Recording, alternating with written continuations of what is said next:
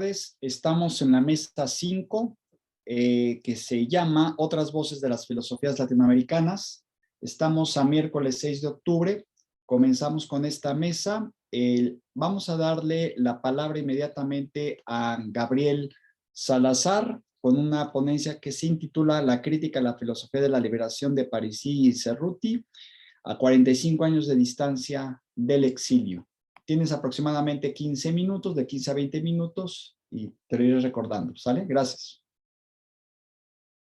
Bueno, espérenme tantito. No sé si puedo compartir la pantalla, Enrique. O no, no es posible. Gerardo, ¿se puede compartir la pantalla? Yo digo que sí, pero no sé. Ahí está. A ver. No, dice que no. Eh, Voy a volver a intentar. Si es posible, nada más te tienen que Está. hacer co-host. Ya Ya estás lo como hicieron. Ahí anfitrión, está. sí. Sí, ahí está. No sé si la vean ahí. Sí. Sí, sí, se ve bien también, ¿eh? Porque si se ve muy chiquito, no tiene sentido. Bueno, Se ve oscuro. ¿se ve oscuro? Está Sí, como cargando.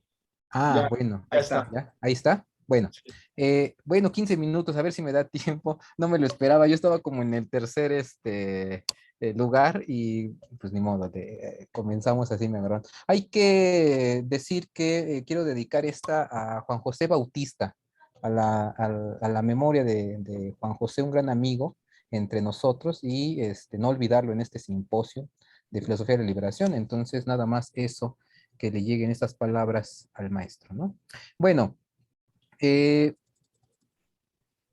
no voy a detenerme mucho a explicar, digamos, nada más voy a ir leyendo un poquito para no comerme el tiempo y ya en la ronda de preguntas y respuestas podemos profundizar, ¿no? La crítica a la filosofía de la liberación de Parisi y Cerruti a 45 años de distancia del exilio.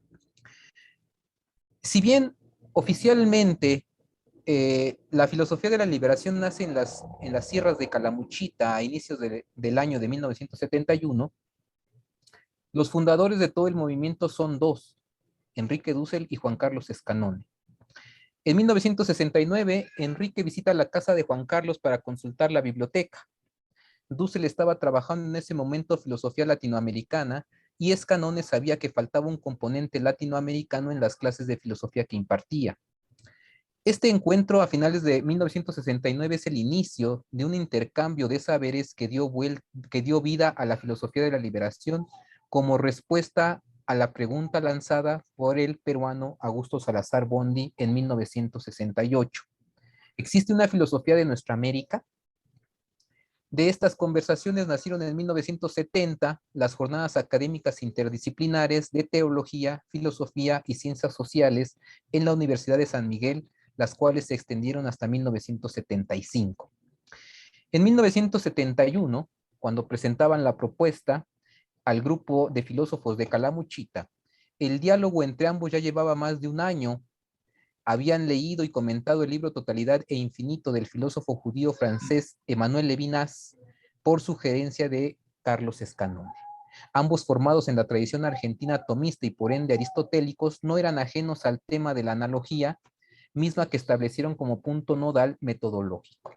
La analogía como elemento metodológico de interpretación y la categoría de exterioridad de influencia levinasiana fueron dos aportes que sugirió Escanone al proyecto. Dussel, desde su perspectiva filosófica laica, rumea estas ideas y logra profundizarlas a lo largo de 1970-1971 al escribir el tomo 1 y tomo 2 de Para una ética de la liberación latinoamericana, que serán publicados en 1973.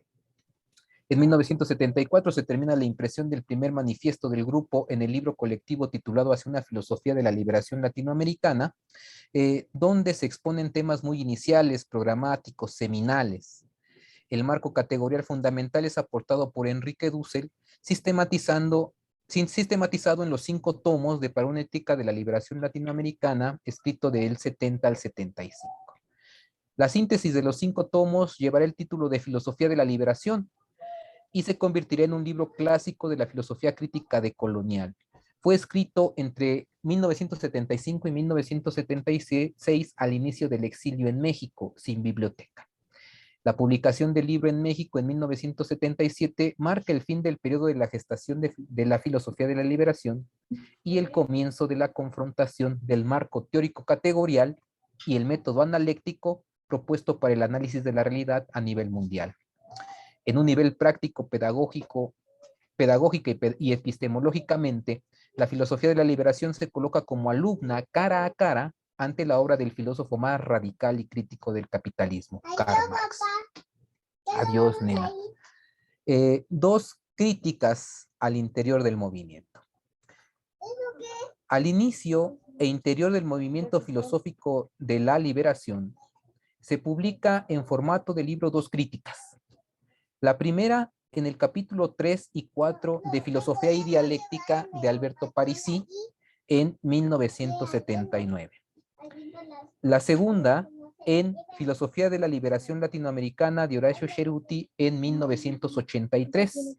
Ambos textos, leídos a más de 40 años de haber sido escritos, presentan confusiones en sus planteamientos fundamentales. Sin embargo, en su momento histórico, fueron importantes precisamente por su interpelación, que propició alcanzar mayor claridad en la explicitación del contenido del método y el marco categorial. Perteneciente a la juventud peronista, Alberto Parisi, con 31 años de edad, llega exiliado a México en 1975 y de inmediato se incorpora al grupo de Filosofía de la Liberación fundado y liderado por Enrique Dussel. Antes del exilio realizaba su tesis de doctorado en filosofía en la Universidad Nacional de Cuyo en Mendoza, Argentina, bajo la dirección del doctor Enrique Dussel, quien desde agosto de 1975 se había exiliado en México. En 1979 publica en México Parisi, Filosofía y Dialéctica, libro que explica de manera transparente y didáctica, sin perder el rigor y seriedad filosófica, la dialéctica en un ambiente marxista donde predominaba la lectura cientificista altuseriana. El capítulo 3, titulado Discusión sobre la analéctica, fue escrito en 1978, un año después de la publicación del libro Filosofía de la Liberación de Enrique Dussel. El capítulo 4, llamado Clases Sociales y Filosofía en América Latina, nota sobre cuestiones epistemológicas relativas a la dialéctica, filosofía y liberación, fue publicado en Argentina en una edición colectiva de 1975 con el título Cultura Popular y Filosofía de la Liberación. En las primeras líneas del capítulo 3, dedicado a la crítica al método analéctico, a manera de aclaración, escribe: el presente capítulo fue redactado ya hace más de un año. Al publicarse hoy es importante matizar y o corregir ciertas afirmaciones que pueden haberse justificado en su momento. Pasando un año, el autor con quien iniciamos una discusión sobre el problema del método, el filósofo argentino Enrique Dussel, ha publicado nuevos trabajos en donde se clarifican muchos aspectos que eran terreno problemático. Aquí ya salió los 5 tomos y también ya salió Filosofía de la Liberación. En concreto, queremos referirnos a un punto especial. En este capítulo afirmamos que Dussel ha planteado el problema del otro a nivel que no ha planteado el problema del otro a nivel de las ciencias sociales, ni mucho menos clasistamente. Hoy esta afirmación nos parece desmedida. En efecto, revisando los escritos de nuestro autor, apreciamos nítidamente su intento de plantear el tema de un modo totalizador, es decir, abarcar los diferentes modos de la relación histórico-social individual en donde se juega la relación de la alteridad. En ese sentido, debemos corregir nuestra afirmación pasada. Quedaría en vigencia un aspecto de nuestra observación que debe especificarse epistemológicamente. Los diferentes modos de tratar la cuestión del otro, es decir, como sujeto empírico, como concepto y como categoría. El tema de la alteridad como sujeto empírico, concepto y categoría en la filosofía de la liberación no se puede abordar sin tener como mediación la analogía y la categoría de exterioridad.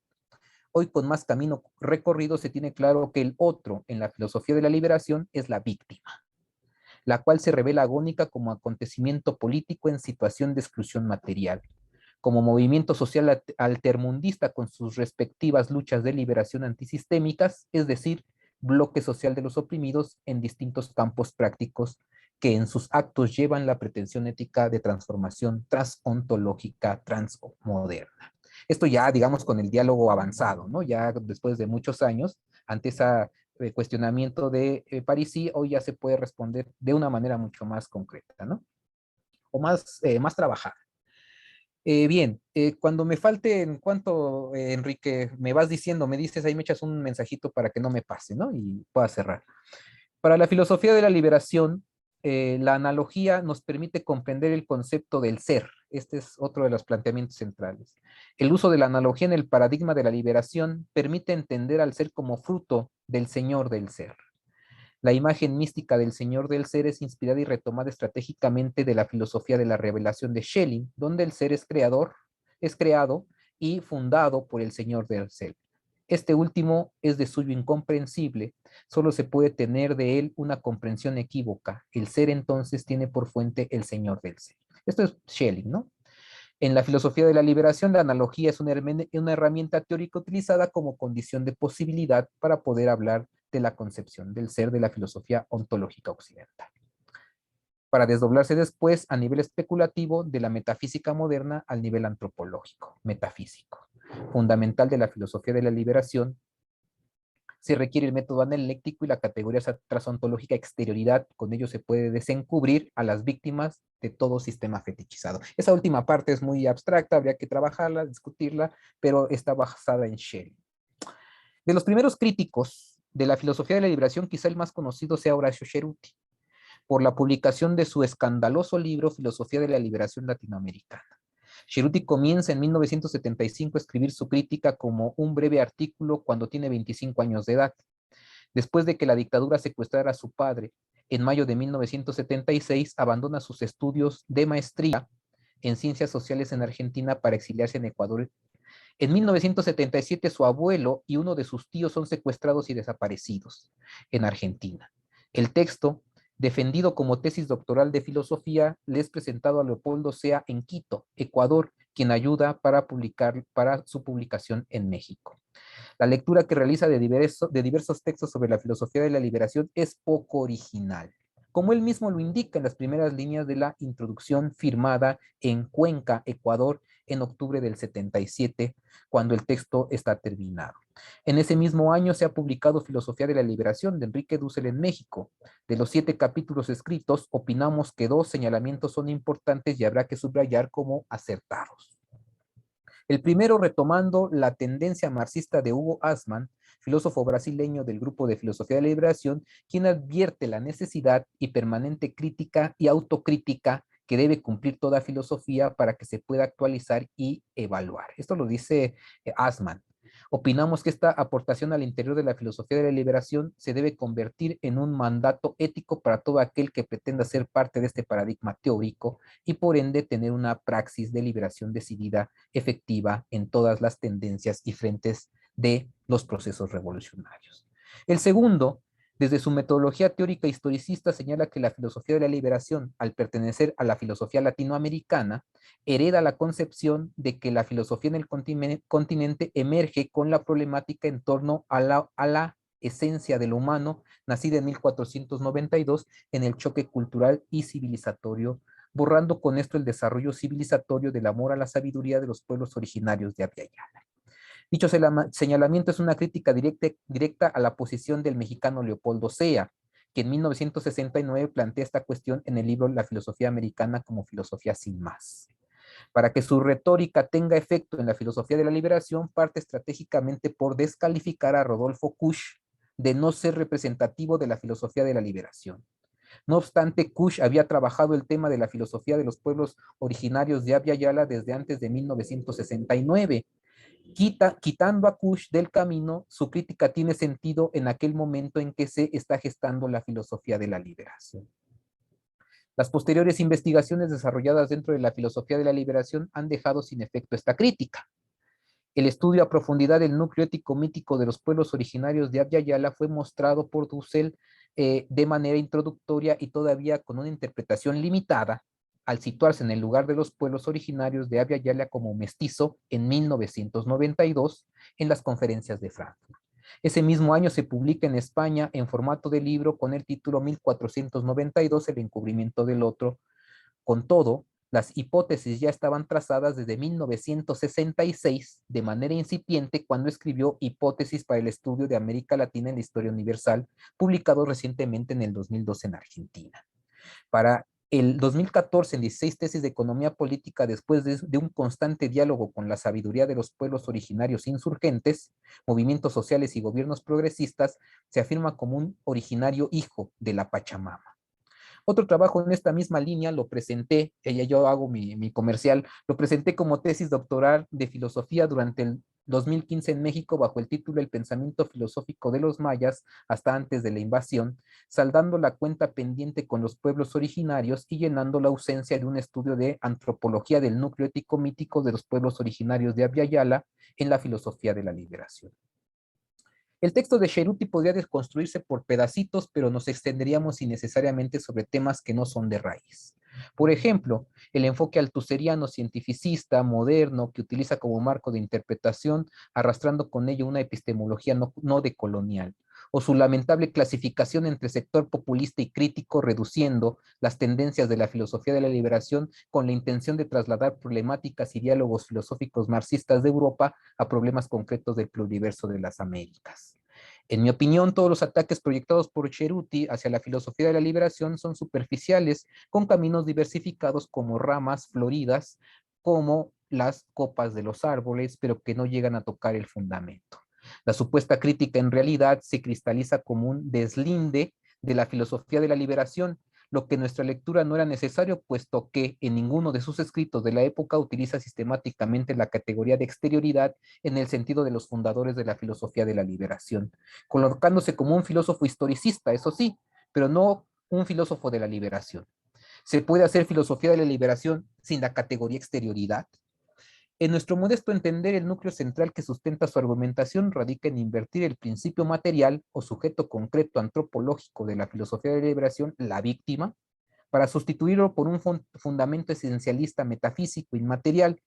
Con una retórica ideológica se las arregla para lograr una inversión y posteriormente acusar a los fundadores de la filosofía de la liberación, Scanone y Dussel, de ser teólogos y no filósofos. Veamos brevemente esta falacia que se presenta como argumento y de la cual se desprenden conclusiones demasiado rápidas y erradas. Gabriel, 3 minutos, por favor. 3 minutos, sí. Sí, ya, espero que... Sí, a ver. La obra fundamental de Dussel, ya citada para una ética de la liberación, estoy citando a Cerruti, está vertebrada por estos momentos. El momento óntico es referible y complemento del ontológico. En cambio, el momento metafísico supone un corte a nivel de la consideración del ser, un corte que Dussel ha llamado desde ese punto de vista metodológico, ruptura metodológica, y desde un punto de vista sistemático, distinción metafísica. Hasta aquí va más o menos bien en su lectura. Ese corte del que habla es propiciado por la necesaria exterioridad del oprimido que se revela en la praxis de liberación como grito en agonía de la víctima que clama justicia material en el nivel concreto antropológico cara a cara, fundamento de la ética y filosofía de liberación. A pesar de lo anterior, el autor se lo salta olímpicamente y 2 líneas más adelante, en el mismo párrafo, comienza a confundirlo todo. El corte metafísico supone la aceptación de la alteridad fundada en el absolutamente otro, Dios, como suprema novedad y revolución del pensamiento. La crítica es válida para Levinas, pero no para Dussel o Scanone. Lo cierto es que la inversión precipitada está consumada, lo que le permitirá justificar su ataque aparentemente radical, aunque solamente es superficial, ¿no? Ya no voy a leer la siguiente parte.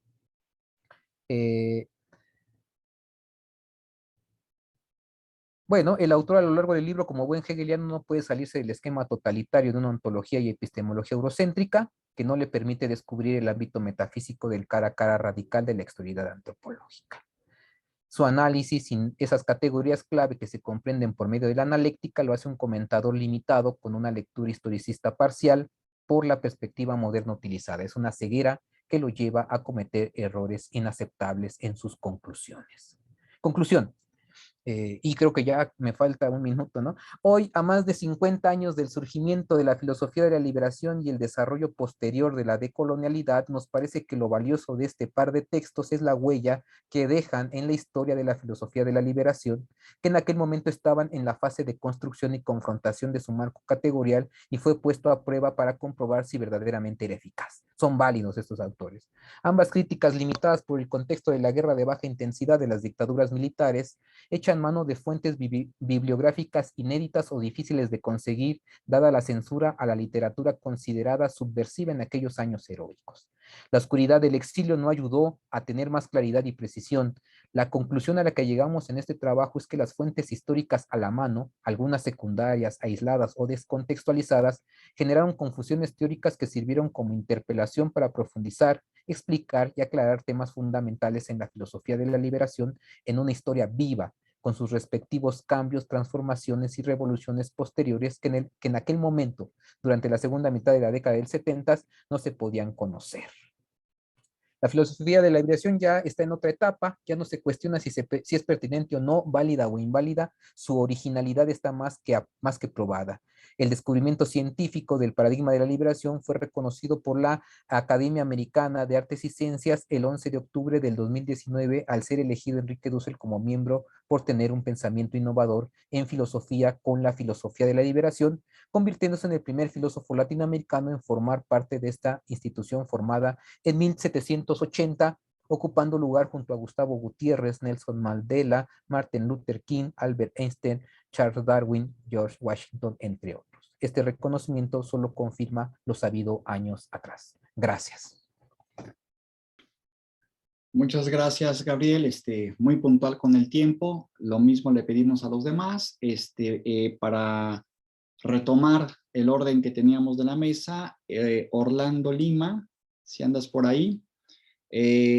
Orlando tiene una ponencia titulada Los vencidos como sujetos de la historia, reflexiones desde la filosofía de Osvaldo Ardiles Kuderk. Buenas tardes, Orlando, y tienes la palabra. ¿Qué tal? Muy buenas tardes. Espero que me escuchen y me puedan ver por ahí todos. Perfecto. Entonces, bueno, voy a dar inicio a mi ponencia y bueno, agradezco también a todo el staff que está ahí presente también para apoyarnos. Y bueno, continuando con el diálogo y agradeciendo también a Gabriel, quien me ha precedido en esta presentación, pues poner en la mesa justamente varios de los elementos históricos de la filosofía de la liberación. Mi aportación es más bien una especie de reflexión libre en torno al tema de los vencidos como sujetos de la historia a partir de la filosofía de Osvaldo Ardiles Kuderk. Osvaldo Ardiles Kuderk, como saben, es un filósofo, o fue un filósofo argentino, mejor dicho, que vivió de 1942 al 2010. Vivió y murió, o nació y murió en Argentina, aunque tuvo algunos viajes en México, dentro de México, digamos, a partir de los 70s y hasta el 83 estuvo entre la Ciudad de México, el Estado de México, estuvo en Chiapas, en Yucatán y también en Guadalajara, de cuya universidad llegó a ser director del Instituto de Investigaciones Sociales. Y bueno, tuvo una producción intelectual no tan sustanciosa como sus, sobre todo, colegas y compañeros de grupo, que fueron Enrique Dussel, bueno, que son Enrique Dussel y Juan Carlos Escanone, pero digamos, donde también se asienta su propio discurso filosófico de la liberación. En ese horizonte, me gustaría comenzar citando unas palabras del propio Ardiles, palabras que, digamos, no están propiamente inmersas o están, digamos, dentro de su obra editada hasta ahora, ¿no? Es, de hecho, producto de un libro virtual que escribiera hacia 2006 y que, bueno, gracias a distintas pesquisas que en su momento hicimos algunos años atrás, logramos también rescatar.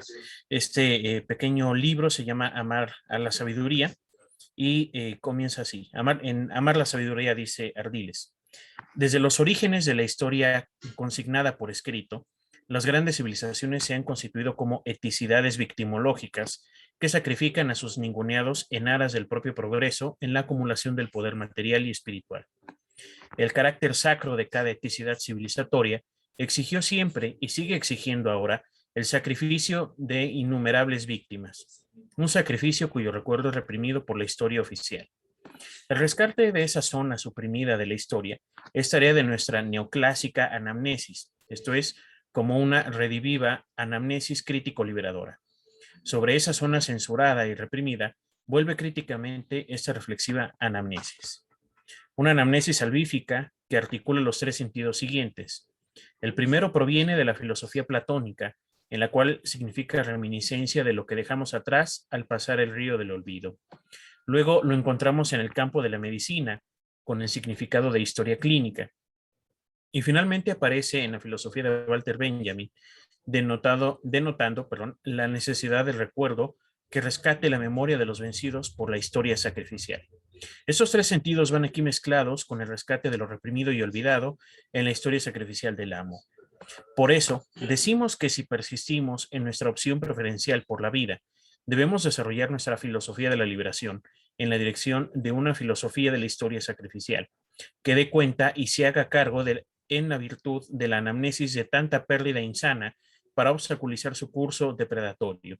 Así, defenderemos la vida contra la muerte artificialmente esparcida por el tiempo y el espacio de nuestra desventura. Terminamos con las palabras de Ardiles en este punto. Por eso procuramos, dice Ardiles, aquí una exposición que sea fundamentación razonada de nuestra opción por la vida y el autrui, categoría levinasiana, contra el imperio del amo y su nihilista voluntad de poder. Se trata de explicar por qué se opta por el autrui, es decir, por las víctimas de la historia sacrificial, y qué tenemos contra el amo. Fin de cita. Bien, estas palabras de Ardiles, que escribiera ya prácticamente en los últimos años de su vida, en el 2006, me parece que ponen en la mesa justamente el tema del cual queremos reflexionar el día de hoy, que es justamente el tema de los vencidos de la historia y donde consideramos que la memoria es una dimensión fundamental. Puede por ello decirse que la respuesta filosófica a una pregunta entre la persona humana y su historia se podría ahondar y enriquecer a partir de una indagación sobre la memoria, puente antrópico de la persona humana con la historia desde la memoria de los vencidos sacrificialmente constituida. Se abre así la cuestión sobre por qué y cómo es posible pensar el nexo humano con la historia desde la memoria de los vencidos. Sí, convenimos en que el colonialismo, la colonialidad, históricamente gestadas como condición de dominación, represión y dependencia de un grupo humano sobre otro, se ocluyen como crímenes civilizatorios. Es posible decir que también es criba de toda cultura actualmente gestada y diferenciada en civilizados frente a bárbaros, salvajes, primitivos o aún primitivos contemporáneos. Podríamos entonces plantear antropológicamente como etnocidio este mecanismo productor de sujetos o pueblos sin historia.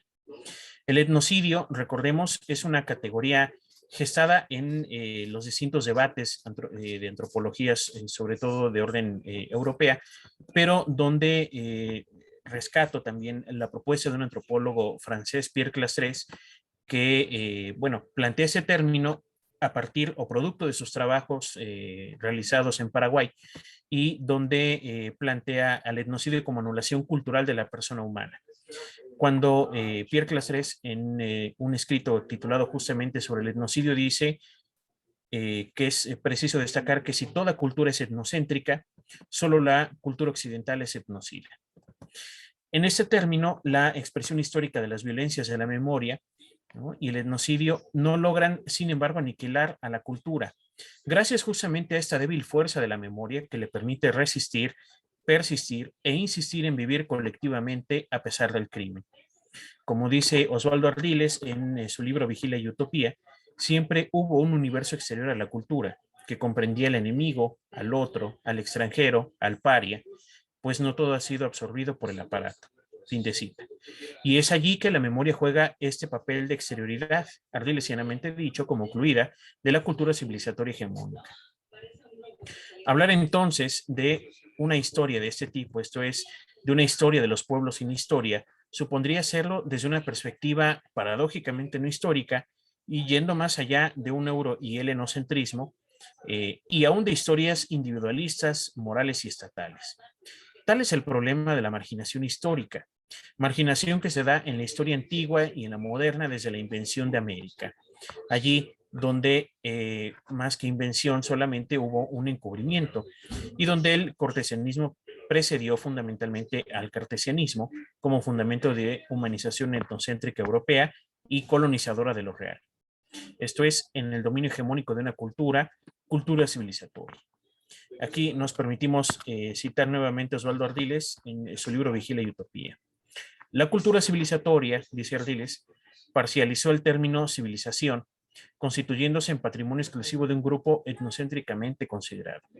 Mediante esta indebida y presuntuosa expropiación, fue opuesto a barbarie, por lo que aquí el hombre ya no tiene morada, y en este sentido la edad moderna, al arrancar al hombre de su centro del ser, lo desarraigó y relegó la producción cultural a la creación de útiles que permitían regular a la naturaleza y limitar así el ámbito de la necesidad por medio del progreso, con lo que todo el sistema de medios ha sido subsumido y absorbido a los fines y valores de una racionalidad instrumental. Aquí el dinero es la mercancía fetiche, civilizatoria y capitalista por excelencia. Por ella se destina la vida creativa del hombre a la valorización del dinero. Se le negocia, se le niega su ocio. El dinero entonces no es únicamente, como acierta Marx, el dios entre las mercancías, sino también el dios entre los mercaderes. Fin de cita. ¿Cómo rescatar a estos pueblos sin historia, a estos pueblos en su historicidad paradójicamente no histórica?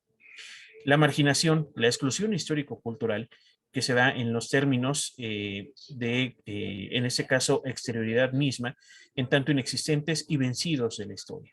Esto es, que su integración a una historia etnocéntrica hegemónica, como la europea, y con pretensión universal, se daría solo a través de su inclusión en el sentido etimológico del término, en tanto, encerrar dentro de algo.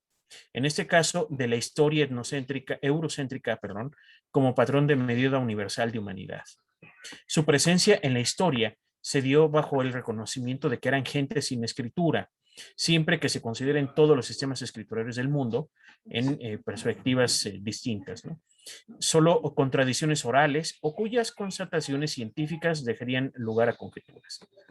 En los términos de un historiador francés llamado Henri Monod, cito su estudio justamente de la historia de los hombres sin historia, estos pueblos estudiaban en su presente etnográfico, este pasado constantemente presente que se ofrecía aún a la mirada antes de hundirse. La etnología ha descrito con demasiada frecuencia el estado tradicional de las sociedades, estático, temporalmente sincretista y llano, propio para pasar a los archivos o al Museo de las Culturas y a su comparatismo. La clave del empleo de las tradiciones orales para fines históricos o de su rechazo radica, continúa Monod, en sus condiciones sociales reales de creación, de conservación, de uso. Fin de cita. Esto nos plantea la situación de considerar a la memoria como un fundamento mismo de la historia, en cuanto a dimensión sensible e intencional de la existencia humana, para la confección de una historia de todos, en convivencia democrática plena, digna y justa.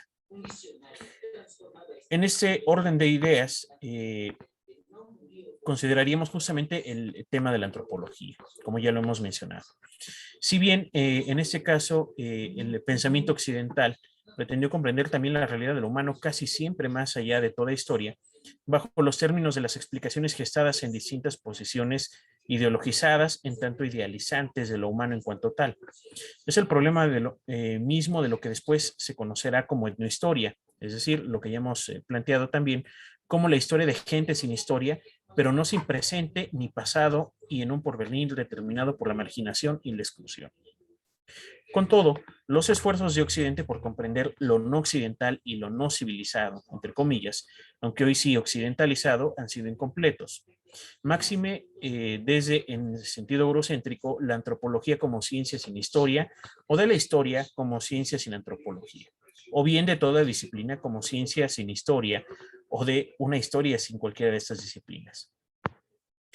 El reto sería entonces configurar una historia de todos los sujetos humanos sin exclusión ni opresión. Una historia, diría Osvaldo Ardiles, conclusiva en tanto que abierta a la novedad emergente de la humanidad presente, pasada y futura, que ha sido ignorada, vilipendiada, y negada en su ser y en su valer, así como denigrada. Sujetos que no obstante ellos, siempre han estado en este punto abiertos a su porvenir. Bien, y que tiene en Osvaldo Ardiles un enfoque central a partir de la vigilia y de la utopía como dimensiones utópicas para confeccionar la vida humana históricamente situada. En este sucedáneo, que es la vida, justamente, en tanto razón histórica, no se vive solamente del pasado, sino en palabras, en perspectiva de Osvaldo Ardiles, también desde el futuro. Hemos revisado en este sentido, pues, que es el pasado también un punto crucial, pero asimismo es posible afirmar, como hace María Zambrano en un libro que se llama Persona y Democracia, lo siguiente. El anhelo es la primera manifestación de la vida humana. Más allá del anhelo, como su foco, está la esperanza.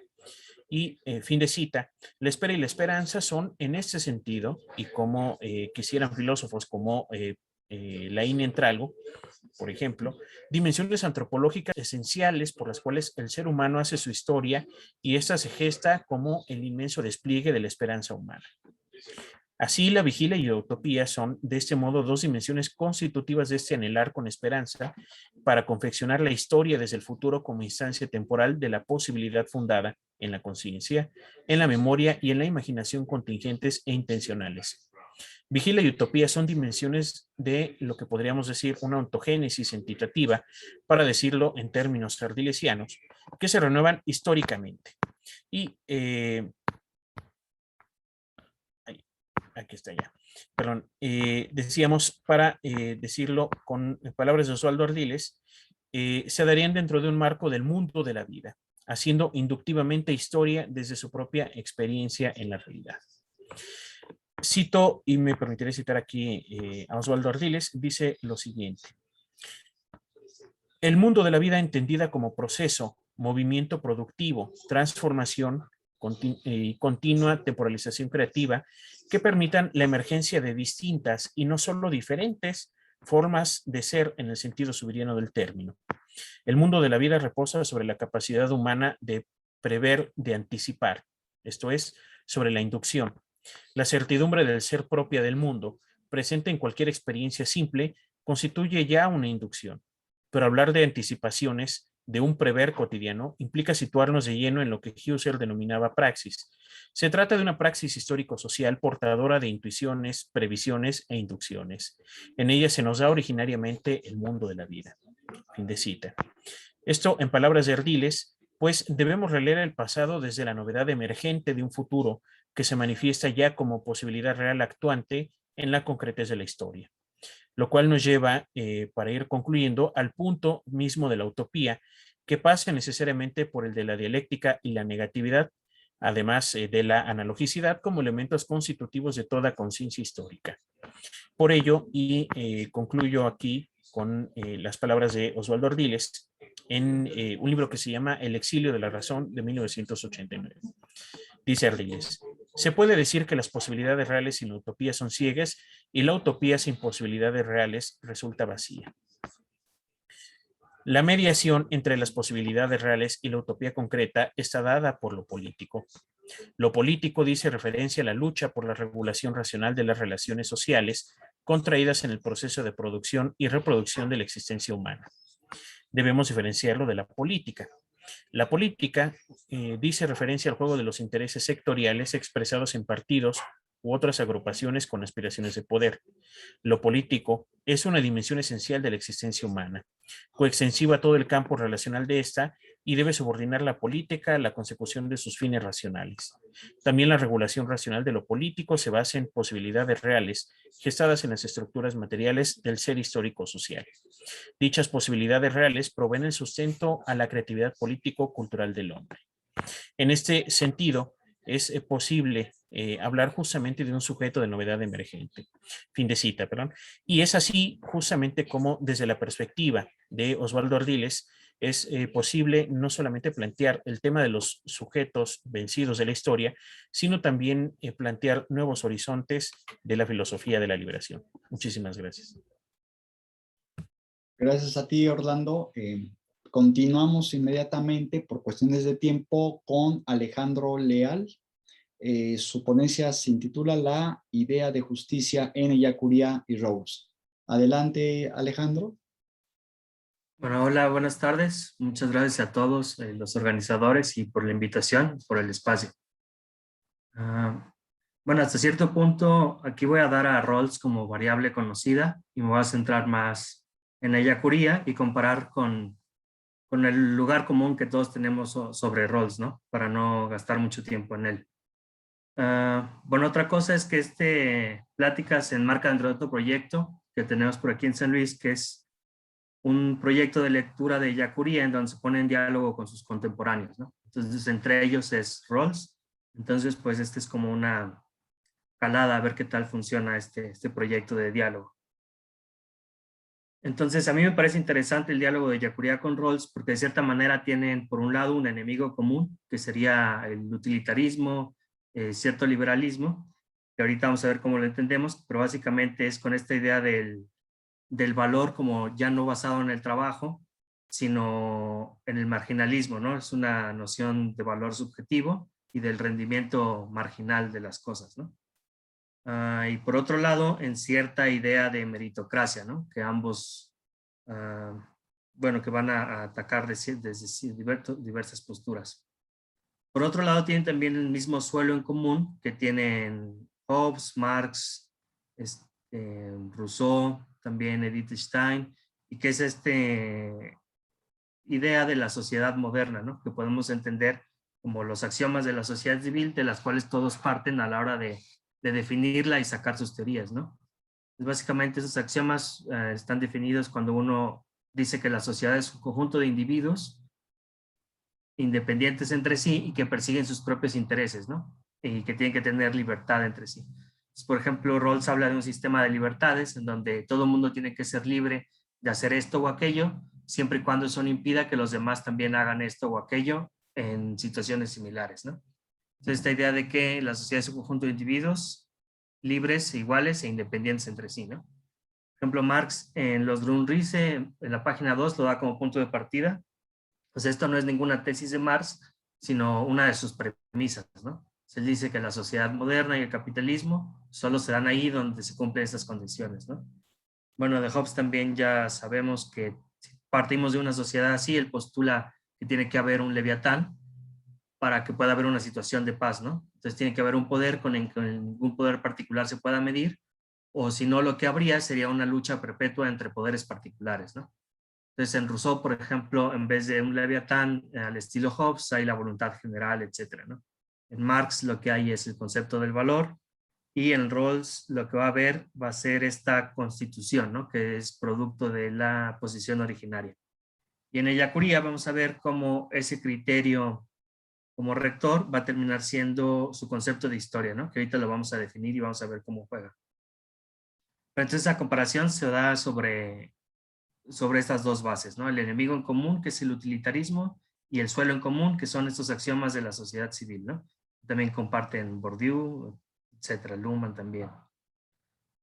Bueno, entonces entendemos el utilitarismo como este desfase, bueno, históricamente es el movimiento económico después de Marx. Entonces Marx es un economista clásico del estilo de Ricardo y Adam Smith, en tanto que el centro del análisis es la producción en la economía, ¿no? Y en particular la categoría del trabajo, ¿no? Aunque Marx hace la crítica a Smith y Ricardo, y para Marx ya no es el trabajo, sino el tiempo de trabajo socialmente necesario para la producción de esto o aquello, ¿no? Bueno, a diferencia de los clásicos, el valor va a estar para los utilitaristas y los marginalistas en el intercambio, ¿no? Entonces es un análisis económico de la sociedad que ya no se basa en el sistema de producción, sino en el sistema de intercambio. Entonces el valor de las cosas va a ser el valor que cada quien le da a ellas en el intercambio, ¿no? Entonces si yo compro un libro de una editorial como Trota muy caro, es porque yo valoro más el libro que el dinero que me costó sacarlo, ¿no? Y por ejemplo, si yo compro en un día muy caluroso una cerveza, esa cerveza vale más que la 10ª cerveza que ya no estoy disfrutando, ¿no? O la última cucharada del bote de nieve, etcétera, ¿no? Entonces hay un rendimiento decreciente del valor, ¿no? Entonces esta idea del valor que ya no tiene que ver con los costos de producción ni con el trabajo, sino con la satisfacción del sujeto, ¿no?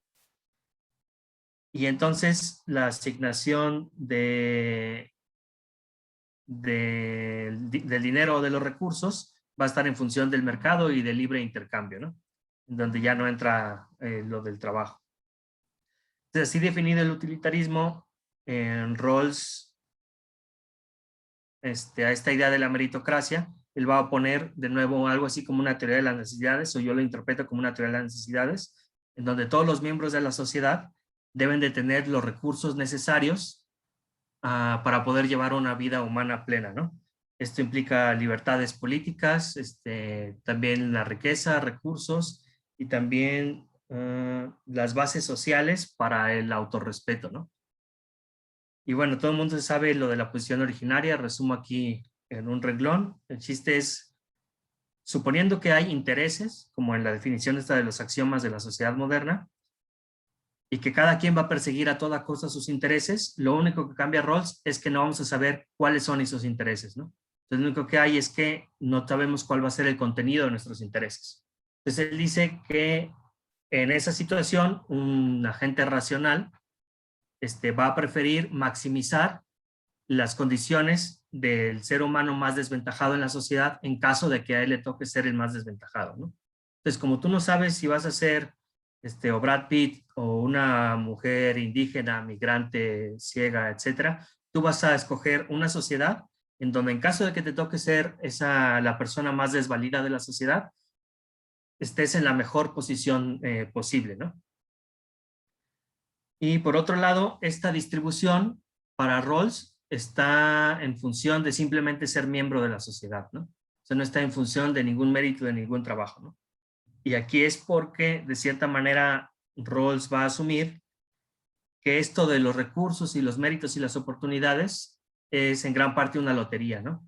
El haber nacido en México, el haber nacido en Europa, el haber nacido en cierta familia y no en otra, con ciertos talentos y cierto código genético, ciertas disposiciones hacia el esfuerzo, etcétera, etcétera, es totalmente una lotería, ¿no? Entonces, por eso él, de cierta manera, estaba un poco a la izquierda de Marx, ¿no? Porque Marx es muchísimo más meritocrático en el sentido de que Marx dice que el capitalista, bueno, al menos en el cliché de Marx, se roba el trabajo de quien en verdad trabaja y en realidad el capitalista no hace nada, sino que es un rentista, ¿no? Es la misma crítica que hacen, no a los capitalistas, pero sí a los terratenientes, David Ricardo y Smith, ¿no? Que son como parásitos de la sociedad, ¿no? Entonces, en esta idea, Marx parece bastante más meritocrático que Rawls, y Rawls es como bastante más distributivo en un sentido universal, ¿no? Ahora, por otro lado, Ellacuría, y esta es la coincidencia con Rawls, primero vamos a ver las coincidencias y después vamos a ver cuál es la principal diferencia que yo veo entre Ellacuría y Rawls, ¿no? Entonces, Ellacuría también tiene una teoría de las necesidades, capacidades en oposición a esta idea del valor y de la distribución por medio del mercado y por medio del valor subjetivo, ¿no? Entonces, si bien Ellacuría no asume una teoría del trabajo al estilo de Marx, o sea, él explica como ejemplo y habla de la praxis y todo, pero él hace epogea al respecto, ¿no? Y este epogea es bastante consistente con su concepto de historia, como vamos a ver, ¿no? Pero él dice que la sociedad humana, bueno, primero que se opone a comunidad, y en ese sentido es por lo que digo que asume los axiomas de la sociedad moderna, en donde lo que hay es una sociedad en donde lo que hay es una estructura, donde los individuos van a ser reemplazables los unos por los otros, ¿no? Es decir, para que haya continuidad de historia en el sentido de unidad, como también dijo Octavio en su exposición, la sociedad tiene que ser de cierta manera independiente de los miembros que la conforman, ¿no? A diferencia de una comunidad, ¿no? Una comunidad desaparece cuando desaparecen los miembros que la conforman. Piensen en un grupo de amigos cuando esos amigos desaparecen, el grupo deja de existir, pero en una sociedad, en una institución, cuando las personas se van, la institución queda, ¿no? La sociedad queda, la estructura, ¿no? Y esta estructura es lo que se hereda, ¿no? Y a esto, siguiendo a Zubiri, Ellacuría le va a llamar tradición tradente, solo él le dice que la historia es la entrega de opciones de libertad, de capacidades de libertad, ¿no? Ahorita vamos a ver qué va a entender él por libertad y cuál va a ser su relación en la historia. Pero básicamente es la entrega de posibilidades de vida, y esas posibilidades de vida están enmarcadas en la estructura de la sociedad, ¿no? Entonces, sí, por ejemplo, él pone el ejemplo de ir a la luna, que ir a la luna es una posibilidad humana, pero no es una posibilidad de todas las sociedades, ¿no? Entonces, solo ciertas sociedades con cierto nivel de desarrollo técnico, científico, cultural, etcétera, tienen esa capacidad, ¿no? Y una vez que esa capacidad está ahí, esa capacidad se hereda, ¿no? Y es una capacidad para hacer cosas. Y en el sentido es que, por ejemplo, es esta noción de yacuría del conocimiento como capacitante y como liberador, y que es también lo que se hereda, ¿no?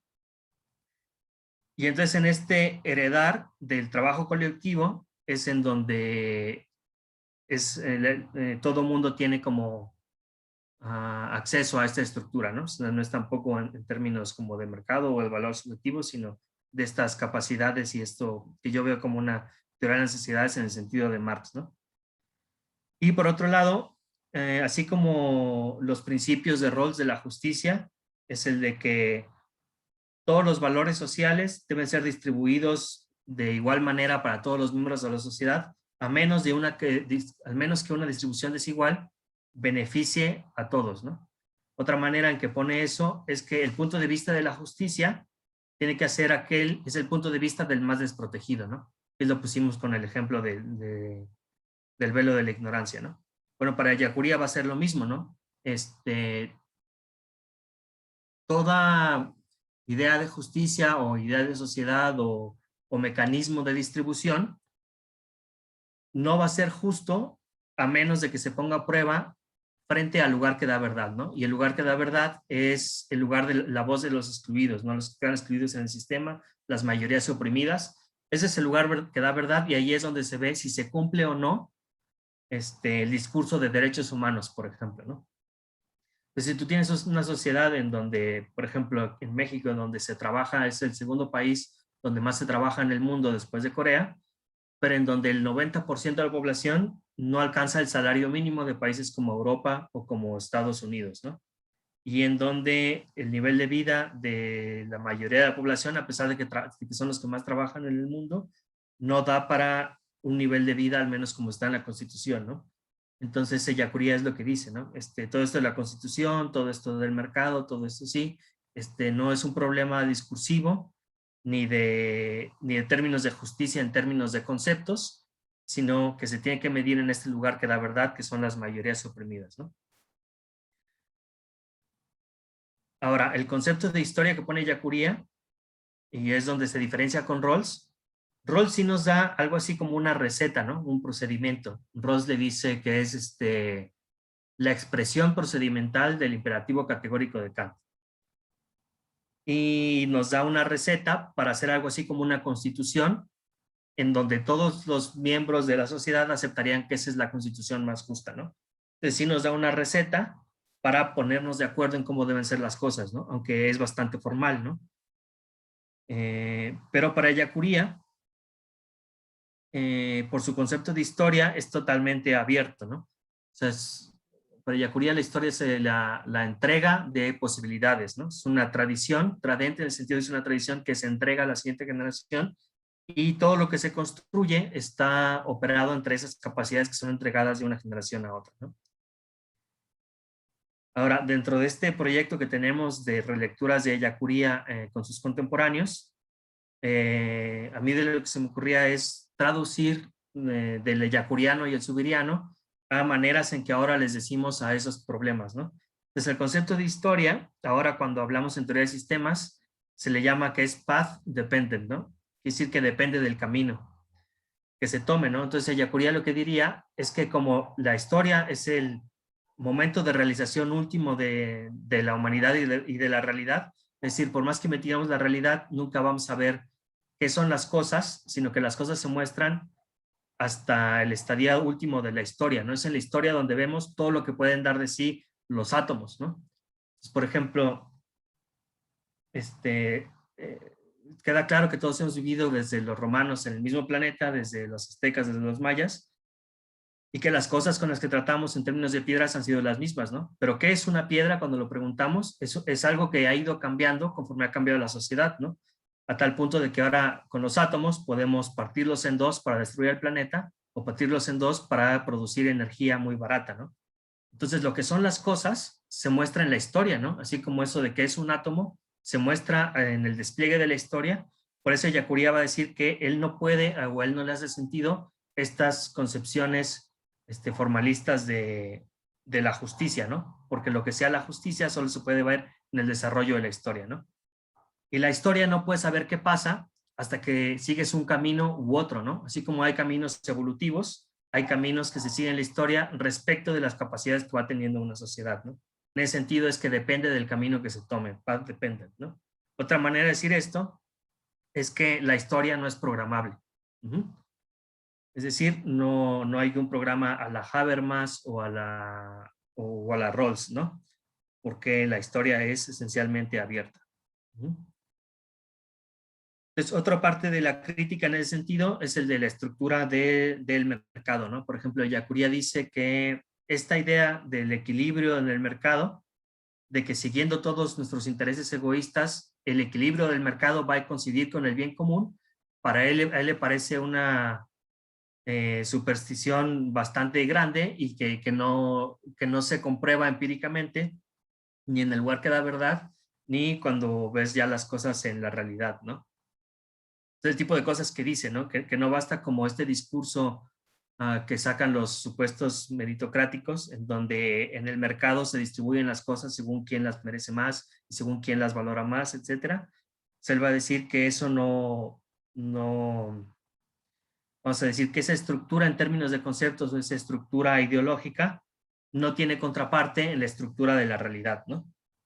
Entonces ahí la crítica que hace Ellacuría en términos de que, bueno, como sabrán o como también mencionó Octavio, para Ellacuría y para Zubiri, realidad significa estructura, ¿no? Pero es una estructura que se muestra de una manera independiente del lenguaje que la expresa y de la mente que la piensa, ¿no? Es la crítica a la conciencia husserliana y a la logificación de la inteligencia, ¿no? Entonces, lo que va a decir Ellacuría es que, por ejemplo, cuando uno analiza la estructura de la meritocracia, se puede ver factiblemente de que el discurso ideológico no va a ningún lado, ¿no? Porque, por ejemplo, regresando a esta crítica de Rawls. Ricardo, 2 minutos, por favor. Sí, ya es la última idea. A esta crítica de Rawls, donde parecía que está a la izquierda de Marx, en el sentido de que él distribuye sin importar el mérito, y muchos le hacen esta crítica, ¿no? Y cuando dicen, ¿por qué alguien que trabaja le tiene que estar subsidiando a alguien que no trabaja, ¿no? Entonces, lo primero que diría Ellacuría es de, bueno, a ver, ¿de verdad hay gente que no trabaja? Porque tú cuando volteas, tú lo que encuentras es que todo el mundo trabaja y ese trabajo no es recompensado, por un lado, ¿no? Pero por otro lado, una crítica que se me hace más poderosa es decir, bueno, ¿y este discurso meritocrático es siquiera posible como una estructura real? Porque te queda claro que eso de que el que trabaje financia al que no trabaja, pues a lo mejor a quien le puede parecer muy sensato y justo, pero el punto es de, si incluso si lo damos por hecho, si esa estructura es realizable, ¿no? Y al respecto podemos ver que en una estructura de mercado, donde tienes compradores, vendedores e intermediarios, y es una red muy grande, pues va a resultar que todos esos nodos de esa estructura no van a estar comunicados entre sí, ¿no? Esa es la definición de una red compleja, ¿no? En donde no todo mundo está conectado con todo mundo. Ahora, imaginemos que esa red es una red de músicos, gente que compra música y gente que distribuye música, ¿no? Entonces yo como comprador de música no tengo manera de saber o de escuchar a todos los músicos, ¿no? Porque precisamente no estoy conectado con todos los músicos y materialmente es imposible comparar toda la música, ¿no? Entonces eso lo que supone es que el rol de los nodos intermediarios que comunican a los músicos con los compradores es desmedido, ¿no? Y entonces la riqueza va a tener y la información tiende a concentrarse en esos nodos, ¿no? Entonces eso lo que tiene por consecuencia es que la probabilidad de que la música que me llegue a mí sea la mejor no depende del mérito del músico, sino del lugar del músico en la red, ¿no? De su cercanía a estos nodos que distribuyen, ¿no? Entonces aquí se muestra cómo en realidad, como esa estructura es bastante parecida a un mercado, entonces vemos de cómo esta meritocracia en realidad ni siquiera es realizable en redes ya grandes, ¿no? De hecho hay un paper de César Hidalgo que es donde habla de esto y te dice que en redes ni siquiera tan grandes como de 100 nodos, 1000 nodos, ya empieza a haber este comportamiento ameritocrático, ¿no? Y él dice que es una estructura topocrática, ¿no? Y que lo podemos ver en la realidad, ¿no? Cuando ves que empresas muy grandes como Google o como YouTube ya no puedes competir con ellas, no por su mérito, sino por su lugar en la red, o grandes fortunas en donde ya ni siquiera tienen que trabajar, sino por su lugar en la red de producción, siguen enriqueciéndose, ¿no? Este es como ejemplo para cerrar de cómo haría una crítica a Ellacuría, fijándose en la estructura real más que en la estructura de los conceptos, ¿no? Y es esta idea también un poco vieja, pero que Ellacuría afina mucho, ¿no? Y bueno, y para cerrar, para acabar en tiempo. Vale, muchísimas gracias y te agradecemos esta cuestión del tiempo. Continuamos entonces con Diego Correa. Si andas por ahí, Diego. Sí, aquí ando. Voy a compartir también pantalla. Sí, déjame nada más checar. Sí, si lo pudieran hacer con anfitrión, por favor, alguno de los del staff. Vale, creo que ya eres confitrión. Nada más comento que tu ponencia se intitula Intercultural y Praxis de Liberación, homeomorfismos entre el zapatismo y el Buddha-dharma, una aproximación. Adelante. Diego. Así es. Ahorita me dicen si ya se ve la pantalla. ¿Se ve? Se ve bien y se te escucha bien. Ok. Bueno, agradeciendo también por el espacio, también a los ponentes que pasaron ahorita. Sí, se han dicho muchas cosas, de hecho incluso en las mesas pasadas que he podido ver, todos estos conceptos y categorías que hay en lo que aquí nos concierne, que es la filosofía de la liberación. Y bueno, yo lo que traigo aquí son justamente, son dos ejemplos de cómo estos categorías y conceptos y estas filosofías de liberación nos ayudan a pensar estos grandes fenómenos, ¿no? También justamente para algo muy pragmático, para algo justamente para algo que impacte concretamente en nuestra realidad, ¿no? Y en nuestras formas de vida. En este caso, bueno, este es un proyecto que apenas estoy, iniciando, pero no es un proyecto en sí individual. Pero bueno, yo individualmente soy el que ahorita estoy haciendo la comunicación de esto, ¿no?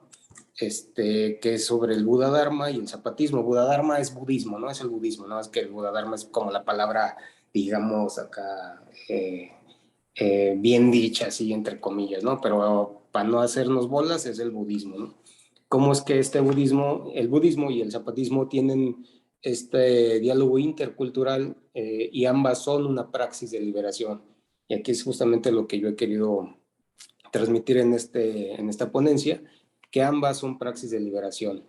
Pero justamente aquí tenemos ya un gran problema, porque cuando hablamos de liberación hablamos de una y mil cosas. Y ya podemos hablar desde Enrique Dussel, podemos hablar desde diferentes autores, pero es una liberación realmente si nosotros estamos conscientes de qué significa liberación, ¿no? En qué sentido, en una cuestión meramente filosófica, para qué la liberación, por qué liberación, por qué se le nombra liberación y no de otro tipo. Si realmente estamos buscando lo que entendemos por liberación, la estamos buscando en realidad. Y es una liberación de qué, ¿no? Del capitalismo, de la modernidad, de la colonialidad, del sistema, del sufrimiento, de Occidente, de la maldad, del gobierno, de la opresión, del patriarcado, de la injusticia. O sea, nos estamos liberando de eso o de todo eso, ¿no? Y si lo estamos realmente buscando de una manera como con nuestra formación, estamos buscando liberarnos, estamos buscando procesos de liberación de todo esto, o de nada más una parte, o de esto, o lo otro, no sé. Aquí justamente para eso vienen estos dos ejemplos. ¿Cómo es que estamos haciendo posible estos procesos de liberación? Realmente tenemos, y esto es una parte importante aquí, estamos teniendo los métodos y los medios pertinentes, necesarios para generar este proceso de liberación. Y bueno, ahí es donde aquí estos dos ejemplos ponen así que la sal en la herida, ¿no? ¿Qué métodos, qué medios, cómo estamos haciendo posible el proceso de liberación? Y bueno, es algo que nos hemos cuestionado mucho, que si realmente tenemos muy en claro a qué nos referimos con liberación, ¿no? Porque eso es lo fundamental. Por ejemplo, en Dussel, en todos sus libros, sus obras, y él mismo lo ha dicho de manera en sus clases y conferencias, pues que todo va hacia un proceso de liberación, o sea, todo el ejercicio y el esfuerzo que hay, generar nuevos marcos categoriales, la comprensión del sufrimiento del otro, etcétera, pues todo va hacia un fin que es la liberación, ¿no? Pero aquí es la problemática entonces que debemos tener bien clarito entonces qué entendemos por liberación. Porque si entendemos liberación solamente del sistema capitalista moderno colonial, bueno, si eso es lo que queremos, entonces, ¿qué estamos haciendo para hacerlo posible, no? Y justamente cuestionarnos el qué estamos haciendo para hacerlo posible es donde viene esta aparente naturaleza del ser humano que buscamos algo y hacemos todo lo contrario, ¿no? Y a esto me refiero a de que, bueno, sí, queremos la praxis de liberación, pero solo en lo político. Y en lo particular hay una gran contradicción y hay una gran diferencia, hay una gran, hay como, pues sí, contradicción, ¿no? ¿A qué me refiero con esto? Puede ser alguien un líder social de un movimiento muy importante, está peleando contra el Congreso del Estado unas cosas, está peleando contra empresas algo, pero es misógino, trata mal a las mujeres, es envidioso, emocionalmente está un poco perturbado. Entonces, ¿eso qué nos genera? Esto es muy importante. Por eso yo estoy hablando aquí del budismo y el zapatismo como dos ejemplos que tratan de integrar esas dimensiones de lo humano, no solo lo político, no solo lo económico, no solo lo filosófico, sino lo psicológico, personal, emocional, y sobre todo, esta palabra no me gusta, pero lo espiritual, ¿no? El problema de por qué no me gusta la palabra espiritual es porque congrega múltiples prácticas totalmente distintas y diferentes.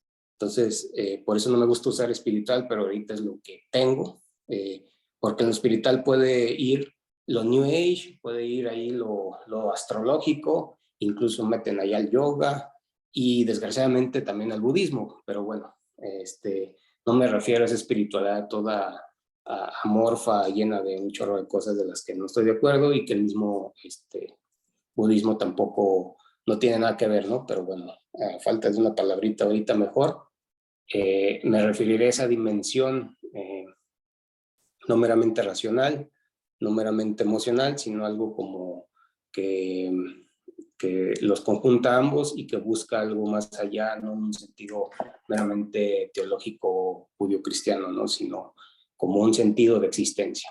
¿Okay?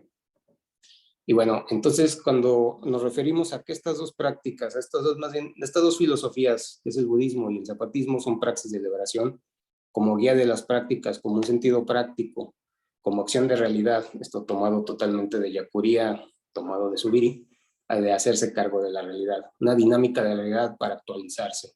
Es una luz en el camino que ilumine de certeza y discernimiento a los caminos, todos los caminos posibles. Esta praxis justamente de liberación es la que te está dando a entender, la que te está poniendo la luz sobre qué está aconteciendo, ¿no? De una manera crítica. Es el horizonte de sentido para la liberación. Y bueno, estas praxis de liberación tienen algo que tiene algo de común. Estas dos praxis de liberación a las que es el budismo y el zapatismo inician desde una parte fundamental en común.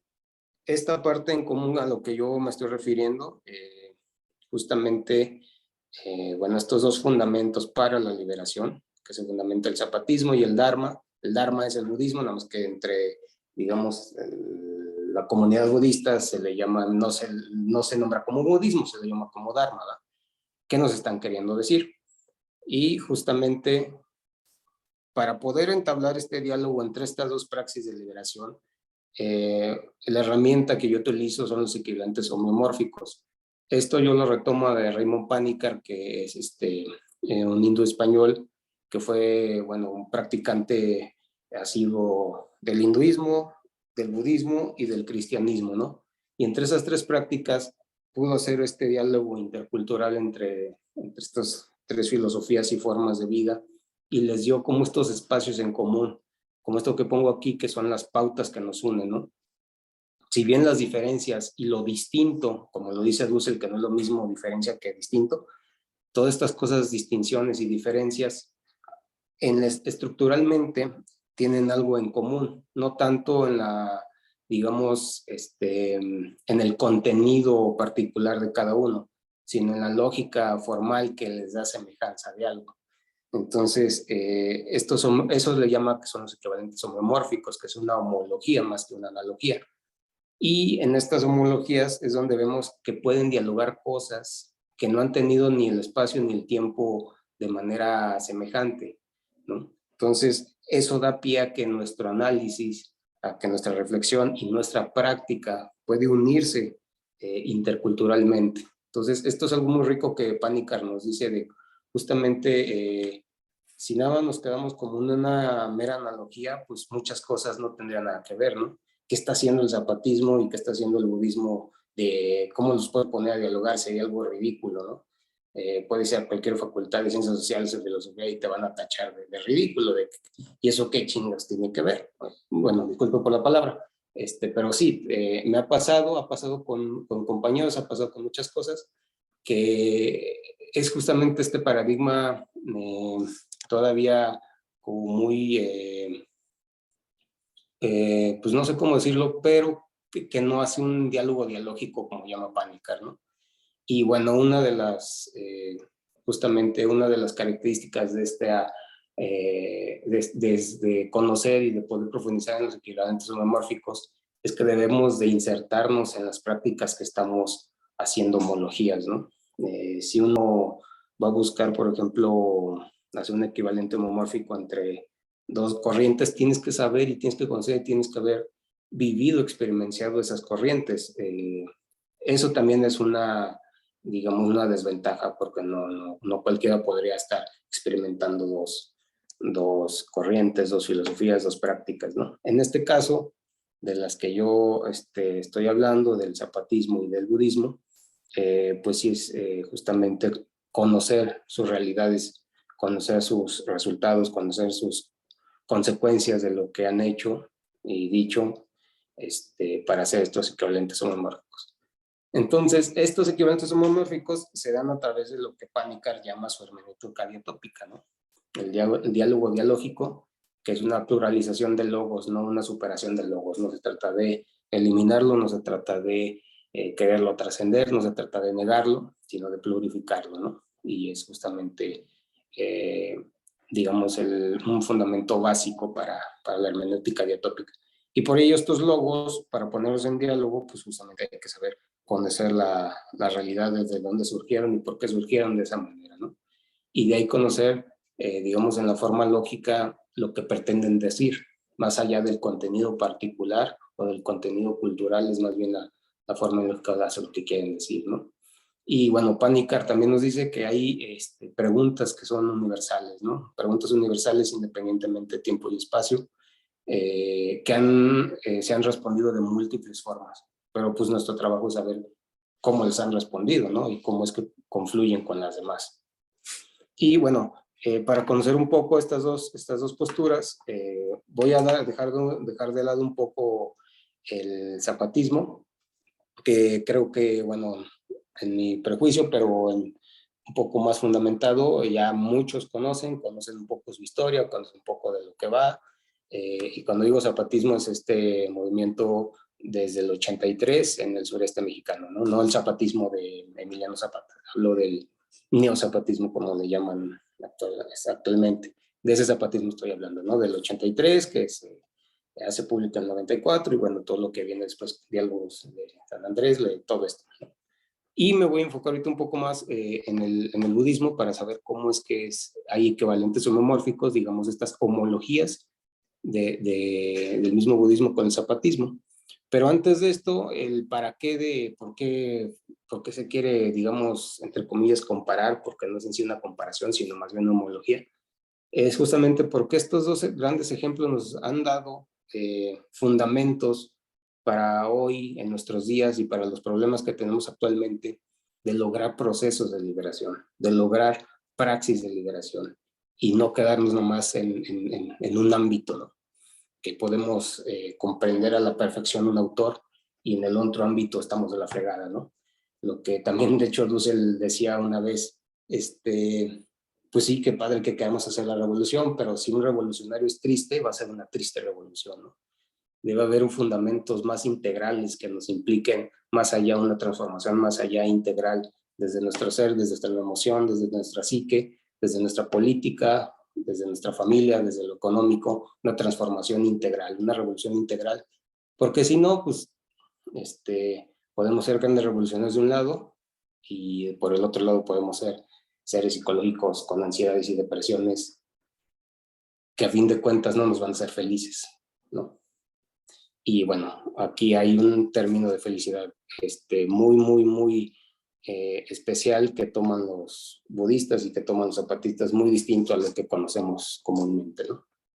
Bueno, para estar leyendo nada más para ejemplificar y para un poco explicar el Buddha-dharma o el budismo, de dónde va la cosa, por qué tiene en común muchas cosas con el zapatismo, y no nada más con el zapatismo, sino con otras cosas. Pero todas estas cosas que tienen en común y que son fundamentos para praxis de liberación, es justamente este esquema que les dejo aquí. Lo hizo un lama que era para explicar a, digamos, entre comillas occidentales, de qué va el budismo, ¿no? Un poco explicando aquí para hacer como muy resumido el asunto, porque es algo sí complejo. Nosotros vemos aquí que dice dualidad e ignorancia. A eso se refiere a que en el budismo lo que está diciendo es que el ser humano, desde que nace, desde que se hace en una cultura, nace ignorante en cuanto a que no conoce cómo es la realidad como tal. Ontológicamente para el budismo existe una realidad absoluta, pero que no nos engañe el concepto de absoluto, ¿no? No es algo cuadrado, único ahí como dogma, no. Es una realidad que ahorita es incognoscible. ¿Y por qué es incognoscible? Porque tenemos esta visión incognoscible, se da bajo a dos tendencias, que es el deseo y la aversión. Estas dos tendencias, digamos, naturales en el mundo humano, en la naturaleza de su mente común y corriente, como la tenemos ahorita, tenemos dos grandes pulsiones, que es el deseo y la aversión. Y ese deseo y aversión es de donde surge todo problemática y todo sufrimiento humano. Es la causa de todas las emociones perturbadoras que nos dieron, y esas emociones perturbadoras han causado y han generado lo que hoy conocemos como capitalismo, modernidad, colonialidad, ¿no? Viene de estas emociones perturbadas, viene de esta visión de deseo o de esta visión de aversión. Y cuando dice visión de deseo es por querer el deseo de conseguir algo. Y sufres Diego, cuando... 2 minutos, por favor, Diego. Ok. Y la aversión, que es el evitar o el rechazar, ¿no? Estas dos cosas nos llevan otra vez al deseo y a la aversión con respecto al agradable y lo desagradable. Y esto es lo que nos crea justamente el sufrimiento humano, ¿no? Y es lo que da, eso se institucionaliza y nos da los sistemas sociales. Para contrarrestar esto, bueno, el budismo un poco empieza ahí. Esto no lo voy a hablar ya mucho porque sería todo un rollo, pero para justamente contrarrestar el deseo sería el desapego, y para contrarrestar la aversión sería la aceptación. Ahí hay muchas explicaciones, porque no se trata de aceptar vilmente y ser pasivo y ay sí, ya, así está el mundo y punto, ¿no? Esas visiones New Age y eso que nos ha pudrido un chorro la cabeza, no va por ahí la cosa, va todo digamos, un sistema de entrenamiento mental que el budismo hace para que logremos esto, y nos lleva justamente a luchar contra un sistema que nos está generando todo el sufrimiento humano, ¿no? Me voy un poquito rápido. Estos son 4 cuadrantes, son como 4 dimensiones integrales de Ken Wilber. Ken Wilber es un filósofo estadounidense, donde su base es el budismo, y dice, bueno, para lograr, digamos, cambios transformadores, para lograr una praxis de liberación, debemos de entender por lo menos estas 4 dimensiones, ¿no? A veces estamos muy desarrollados en una cuestión del sistema social, a veces estamos muy desarrollados en la cuestión, digamos, del yo interno, que es el de arriba a la izquierda, o a veces en la salud, ¿no? Por ejemplo, la medicina está muy avanzada en la cuestión del individual exterior, que es el número 2, en conocer demasiado cuestiones del microorganismo biológico, pero totalmente fuera del yo interno, ¿no? Igualmente, uno puede estar totalmente, estudiar y estar muy avanzado en estudiar cuestiones de lo colectivo interno, que son estas costumbres, todo eso, a veces de lo que se dedica mucho a la antropología, pero estar totalmente desconectado del colectivo externo, ¿no? Que son, digamos, la estructura social. Entonces, ya para ir cerrando, el Buda de los zapatistas, en el diálogo intercultural, vemos que los zapatistas, si conocen los 7 principios zapatistas, tienen un fundamento ético-político que los hace accionar constantemente. En las juntas de buen gobierno nosotros vemos en la práctica totalmente esto, y en las escuelas zapatistas, la forma de educación zapatista, los 7 principios están ahí reproduciéndose constantemente y se están dialogando y reflexionando constantemente en la práctica de cómo hacer un gobierno, ¿no? Un gobierno zapatista, en este caso las juntas de buen gobierno. Y luego vemos de este lado, en el Buda Dharma, en el budismo, que hay toda una serie de estudios y hay una serie de reflexiones y todo un estudio muy complejo sobre la forma de vida del Bodhisattva. El Bodhisattva es, digamos, una forma ideal en el budismo. Bueno, no es ideal porque sí es concebible, sí es posible llegar a ello, que justamente es esto, que es totalmente comparable con los 7 principios zapatistas, son fundamentos ético-políticos de cómo accionar en la realidad, ¿no? Y en el budismo hay estos 3 grandes, digamos, columnas, que es la ética, la concentración y la sabiduría, que de nada sirve que estés muy reflexivo y muy abstracto en unas cosas si éticamente no estás también progresando en eso, si no estás estudiándolo, si no lo estás practicando, si no lo estás estudiando y reflexionando. De nada te sirve llegar a una sabiduría si no tienes ética. De nada sirve una concentración, en este sentido la meditación. No te ayuda de nada la meditación si no tienes una conducta ética y si no estás, digamos, estudiando y reflexionando constantemente, que te llevan a una sabiduría. Es un sistema que te lleva de todo al todo. Entonces, es un sistema interrelacionado que para nada separa teoría y práctica, ¿no? Y bueno, también aquí esto último, nada más para terminar, del Ya Basta Zapatista, la renuncia de Buda, no pude explicar un poco de eso, de cómo la actitud zapatista es totalmente homóloga a la actitud de la renuncia de Buda, ¿no? Que es ya basta de las condiciones de sufrimiento. Pero bueno, para terminar, justamente, si queremos praxis de liberación, requerimos tener una salud óptima para la liberación. Los procesos de liberación no van a ser posibles si nosotros solo estamos avanzando en una cosa, ¿no? Si nuestra mente solo está detenida hacia lo abstracto y no hacia lo introspectivo, los procesos de liberación auténticos no se van a dar, ¿no? Solo se van a dar en una parte, pero en otra parte vamos a estar totalmente desprotegidos.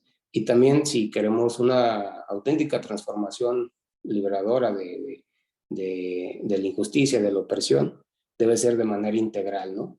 Que nos lleve justamente a fundamentos, que nos lleve a prácticas y que nos lleve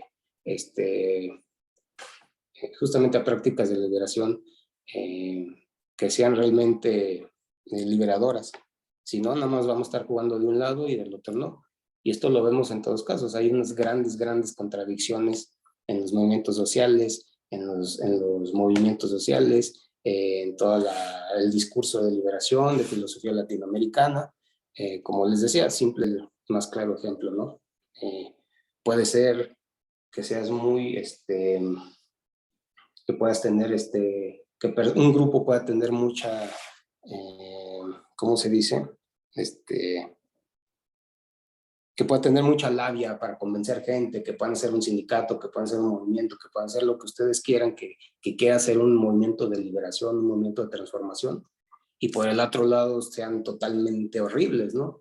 Que sean misóginos, que haya mucho machismo, que sean violentos, que se tiren envidias, que en su mente como tal sobresalga la envidia, el enojo, la ira, la desesperación. Entonces, la transformación y las prácticas de liberación deben ser integrales.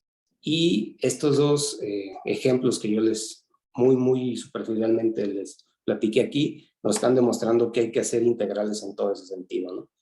Que si no, pues soy escéptico a muchos movimientos que solo se dedican a una cosa o solo se dedican a otro y no integran esas bases mucho más humanas, emocionales del ser humano. Y bueno, así en muy grandes rasgos, es como una aproximación a esta cuestión. Y pues de mi parte ahorita sería todo. Vale, te agradecemos mucho, Diego. Bueno, pues hay muchas sugerencias, hay muchas cuestiones que quizá haya que responder, que reaccionar a ello, ¿no? Nada más quiero comentar, en el chat hay un comentario justamente de Luz Manuelita Figueroa, que nos manda saludos desde Panamá, ¿no? A la mesa. Muy bien, pues si quisieran intervenir los de la mesa mientras llega algo de Facebook o algo así. Octavio, sí, adelante Octavio, tienes la palabra. Muchas gracias, Enrique. Bueno, de entrada felicitar a los cuatro ponentes, creo que fueron mesas bastante sugerentes en distintos sentidos, ¿no? Y que nos dejan para la reflexión, ¿no? Quizás, bueno, un comentario breve con respecto a lo que nos compartió ahorita Diego, ¿no? Creo que justamente aunque no conozco yo que propiamente Dussel hable de cuestiones del Buda Dharma, por ejemplo, o no a profundidad, pero sí se aboca mucho a la tradición semita, ¿no? Y bueno, lo que deviene en un cristianismo, pero en un cristianismo crítico, ¿no? Creo que justamente podíamos incluso retomar la parte más, no solo integral, sino también radical del cristianismo, los propios conceptos que él retoma del cara a cara, pues devienen, ¿no? De esa tradición semita y que o incluso creo que llega a mencionar de la propia compasión, de la hospitalidad, de otro tipo de cuestiones que pudiésemos retomar de esa tradición, ¿no? Eso nada más como comentario. Y bueno, preguntas son muy breves tanto para Orlando como para Gabriel, digo, los autores en los que se centraron. Me llama la atención si pudieran dar como alguna bibliografía, yo que simplemente los conozco en el radar, pero no los he leído. Orlando, con respecto a lo de Osvaldo Ardiles, ¿qué libro recomiendas como para entrarle? Y Gabriel Salazar, ¿qué libro recomiendas de este Escanone, del que hiciste alusión en tu ponencia? Y nada, muchas gracias. Vale, muchas gracias. Antes de que tomen la palabra, me gustaría más bien leer lo que hay en el chat, para que, por si quieren integrar también alguna otra respuesta, ¿no? Gerardo pregunta a Diego de qué manera uno puede acercarse más a esta perspectiva de integración. De Karina Caldiño nos llega una grata nota, dice: enhorabuena por todas las ponencias, todas han sido muy interesantes, saludos al doctor Orlando Lima y felicidades por todo el trabajo que ha presentado en este congreso. Otra más de Facebook, de Karina Caldiño, dice: enhorabuena por todo, es la misma, ¿verdad? Sí, estoy viendo que está repetida, perdón. Ok, Gabriel, tenías levantada la mano, ¿quisieras participar? Sí, como no se animaba a nadie, esta última ponencia del budismo y el zapatismo. Ahí, más bien, como le decía hace rato Octavio, a los que han pasado, cuánto estoy aprendiendo, ¿no? Pero saber si hay algún libro, Diego, tú que estás metido en eso, sobre los sacerdotes budistas que reaccionaron o que fueron perseguidos cuando el Dalai Lama, en esta época donde estaba también Mao, el gobierno comunista, y que fueron exiliados a final de cuentas. Ahí hay varias personas que, que escribieron, que dijeron su palabra, y pero yo desconozco si hay algún de esa tendencia, digamos, pensando un poco en la analogía de la teología de la liberación en América Latina, pensar si estos sacerdotes hay autores, libros traducidos, porque sé que sí hay, pero la verdad es que no sé si exista la traducción al castellano, ¿no? Si hay alguno que me puedas recomendar para iniciar, digamos, para así principiante o alguien que tú digas si hay, que existe, poder anotarlo por acá, ¿no? Esa es una cosa. Y lo que decían de los libros, Octavio me decía, ¿no? No sé si ahorita lo responda o después, ¿no? Sí, de una vez. De una vez diría yo, ¿De una sí.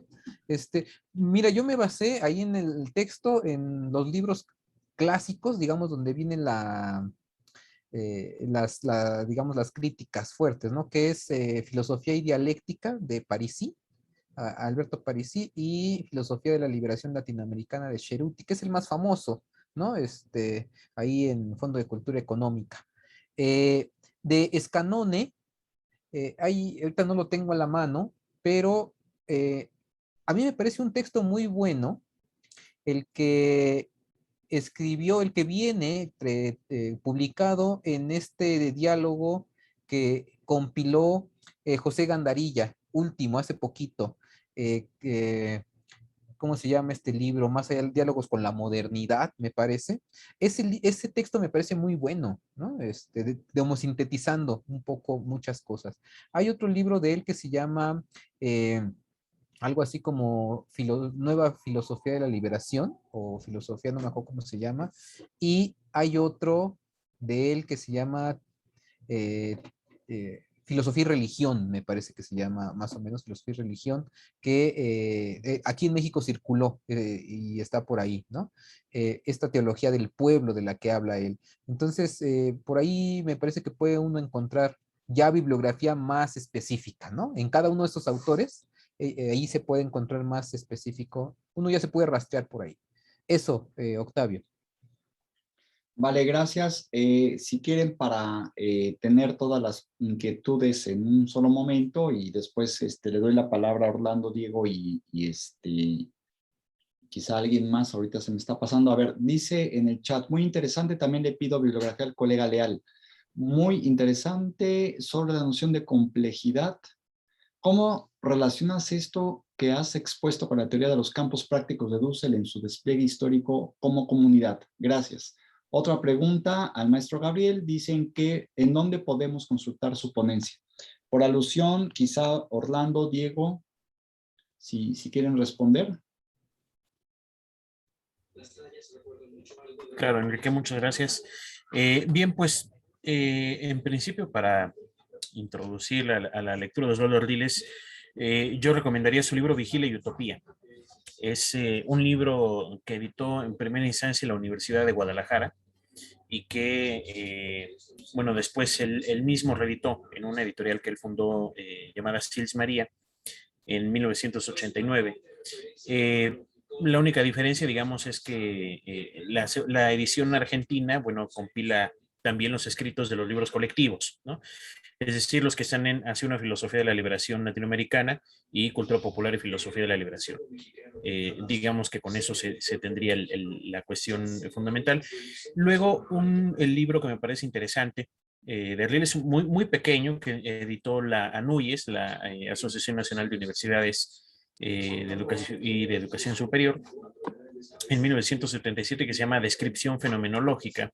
Es un opúsculo de aproximadamente unas 76 páginas, pero es donde él plantea su lectura ya más directamente en torno al tema de la fenomenología sobre Manuel Levinas. Que bueno, es un filósofo al cual no tocó directamente o no ha tocado, por ejemplo, en Vigilio y Utopía, ni en El exilio de la razón del 89, pero que sí es recurrente en su pluma. Y bueno, por último, bueno, está este libro del exilio de la razón, que bueno, trabaja un segundo momento, digamos, de su obra, donde pues ya propiamente él está no exiliado propiamente, sino está marginado dentro de su mundo académico e intelectual, pero que de algún modo también recoge algunos escritos posteriores en crítica y en debate a las filosofías de la liberación y a las críticas que desde dentro se le hicieron, como ya lo retomó y lo reconstruyó bastante bien Gabriel en este caso. Sería todo. Gracias. Diego, quizá quieras intervenir con lo que se preguntó. Sí, bueno, de lo que comentaban aquí, de cómo acercarse más a esta perspectiva de integración, pues justamente, bueno, no hay como un hilo conductor o como una forma, pero es justamente el enfoque intercultural crítico que se ha manejado también aquí en Latinoamérica mucho. Bueno, Panikkar es uno de ellos que lo ha hecho práctico, lo que les decía, que él siendo cristiano hinduista budista y hace un método de cómo hacerlo posible. Dussel habla también de ello. La perspectiva yacuriana también con gran experiencia práctica de yacuriana en en El Salvador, perdón, de Ignacio Martín Baró también, cómo es que estas perspectivas van ahí. Pero bueno, esta integración, no sé a qué se refiere tal cual, pero bueno, yo me estaba refiriendo, bueno, como un enfoque integral, también como propuesta, que debemos también la mirada buscarla a Oriente, lo que esto signifique Oriente de manera general, pero Oriente me refiero a estas perspectivas no latinoamericanas, también de pueblos oprimidos y pueblos que han sufrido grandes injusticias históricas que están en Asia, sobre todo a esto me refiero con India, con China, y con Tíbet, que no, Tíbet de China, con el sur de Asia, que también tienen perspectivas muy interesantes, nada más que nos llegan de manera muy, muy sesgadas a Latinoamérica. Y a esto voy con justamente cuando, si me recomendar como bibliografía en este sentido, hay un problema enorme con las editoriales. Mucha filosofía, digamos, oriental, sobre todo la que conozco más, que es la budista, llega totalmente sesgada por las editoriales, y las editoriales se encargan de poner títulos ridículos, de portadas ridículas, y se encargan de hacer traducciones totalmente fuera de sí, ¿no? Un ejemplo, yo recomiendo un libro que se llama En defensa del altruismo, así le pusieron en español, de Mathieu Ricard. Mathieu Ricard era un doctor en biología molecular. En un viaje creo que a la India, se enteró de un curso de un lama, se quedó impactado, que le empezó a cuestionar todo su biología molecular y se hizo lama, ¿no? Y tiene ya décadas haciendo eso. Él hizo un estudio, el libro es como de 900 páginas, empezó a hacer un estudio compartido muy, muy denso, pero el problema es que las editoriales, tanto en español, que muchas veces como tipo Geriza o de ese tipo, empiezan a poner títulos muy New Age y muy, muy de ese estilo, y entonces a veces el mensaje que se quiere dar intencional del que lo escribe nos llega aquí a las librerías en el apartado de desarrollo humano o de esas ondas, ¿no? Y que son puras cosas New Age. Y entonces, desgraciadamente, nos perdemos grandes títulos, nos perdemos grandes estudios por cuestiones editoriales, desgraciadamente. Pero Mathieu Ricard es muy bueno, una investigación de años que hizo él. Otro que, digamos, en esta cuestión de este budismo comprometido, de este budismo también con una gran formación en la política, es de Thich Nhat Hanh, maestro vietnamita, bueno, durante décadas en lucha en Vietnam, política, y de ahí saca pues, muchos como reflexiones, él como el, digamos, líder de una comunidad budista y estas prácticas políticas. También las editoriales se encargan de darle títulos muy en busca de la liberación o ilumínate en esta sociedad, cosas de ese estilo. Cuando uno ve la traducción original no tiene nada que ver con eso, ¿verdad? Pero bueno, otro también, es un filósofo gabacho que se llama David Lloyd, que trata como un poco de hacer que el budismo tiene mucho de política, ¿no? Entonces David Lloyd también justamente trata de cómo es que las prácticas y las enseñanzas budistas tienen una implicación totalmente de transformación política, ¿no? Y bueno, también alguien, digamos, cercano a nuestra realidad es Geshe Lobsang, si que ahorita le pongo el nombre ahí en el chat, es un gran maestro budista mexicano, es el primer mexicano que ahora sí que logra terminar los estudios budistas, porque bueno, el budismo es como si entras a la universidad, ¿no? Te tardas 20, 30 años estudiando, pero bueno, lo que realmente te hace maestro en eso son las realizaciones que tienes internas, no tanto los títulos, ¿no? Pero bueno, él logró llegar como al doctorado en budismo, por así decirlo, el primer mexicano. Ahorita está enseñando aquí en México, y él es alguien así que yo, de los pocos que conozco, con una lucidez mental muy práctica y muy bajada a nuestra realidad. Él tiene varios videos en YouTube, bueno, da clases todas las semanas, y también hablando con él y teniendo pues, su lucidez y esta perspectiva sobre las problemáticas no solo digamos, individuales, psicológicas, emocionales, sino también políticas, ambientales, económicas, ¿no? Aquí también una cosa, que a veces el estilo de los que son practicantes del budismo no es un estilo como acostumbramos, como muy directo, muy, como decir, como crítico, combativo, o que... Entonces, por eso muchas personas, al no oír ese tipo de discursos que estamos acostumbrados de gente muy crítica, los tilda en su prejuicio como de tibios o como de, ay, no, no sé si me explica, ¿no? Pero son estilos de decir discursos.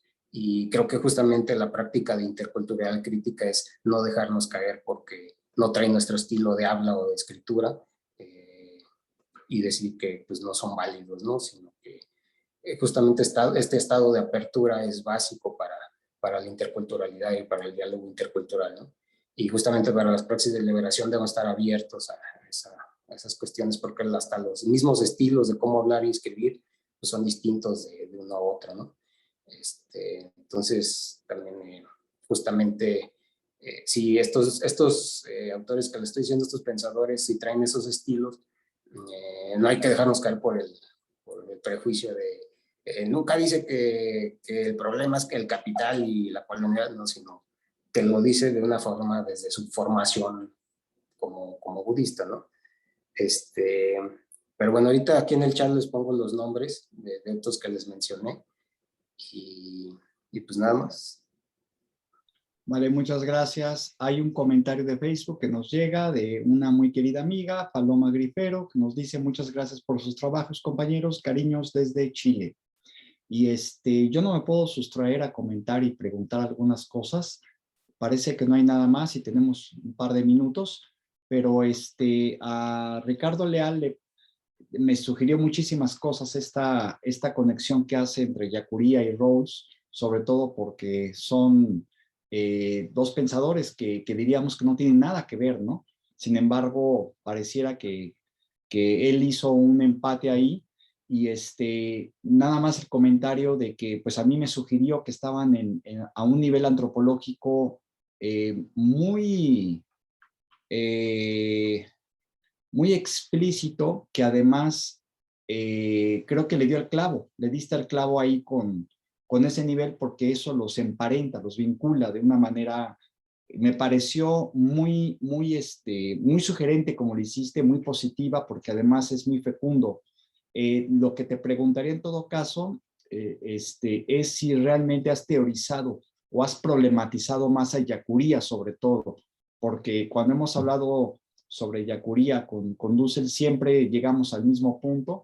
Es una ontología que no está problematizada, necesitaríamos problematizarla para dar un paso adelante con el Yacuría, ¿no? Y creo que lo hiciste bien, pero con ejemplos, nada más que habría que hacerlo ahora con problematizaciones. Te pregunto directamente si lo has hecho. Ir rápidamente a Diego, me extraña en parte que des tantos nombres y omitas a el teólogo de la liberación más importante de Centroamérica, que por cierto tiene un acercamiento con el budismo desde hace, bueno, murió hace poco, pero tiene el acercamiento con el budismo de corte, si no me recuerdo, tibetano, con Thomas Merton, que es Ernesto Cardenal, ¿no?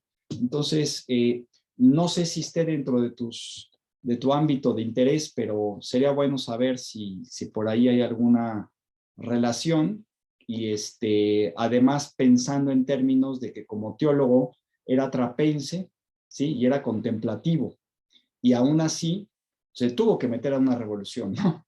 A la revolución sandinista, la primera revolución sandinista, ¿no? A ese primer periodo. Y Thomas Merton más bien se fue a Oriente a combinar ahí el budismo con el cristianismo, ¿no? Yo creo que por ese lado, para no tener la extrañeza de culturas, podría ser un vínculo posible, ¿no? Ojalá nos puedas comentar algo, si tuvieras alguna reacción. Estamos justo en el tiempo, entonces si van a responder algo, les pediría que fuera muy rápido para que no nos estuvieran correteando los del staff, que evidentemente deben estar cansados después de todo el día, ¿no? Y hay que tener atenciones también con la parte técnica, ¿no? Que han sido muy amables con esto, ¿no? Sí, bueno, pues si quieres contesto los comentarios brevemente. Sí, por favor. Pues, muchas gracias, qué bueno que no les pareció descabellada la comparación. Y pues bueno, le quería contestar a Jorge Alberto de la bibliografía. Pues mucho es el libro de la realidad histórica de Ellacuría, y otro texto que tiene, que es La noción de estructura en la filosofía de Javier Zubiri.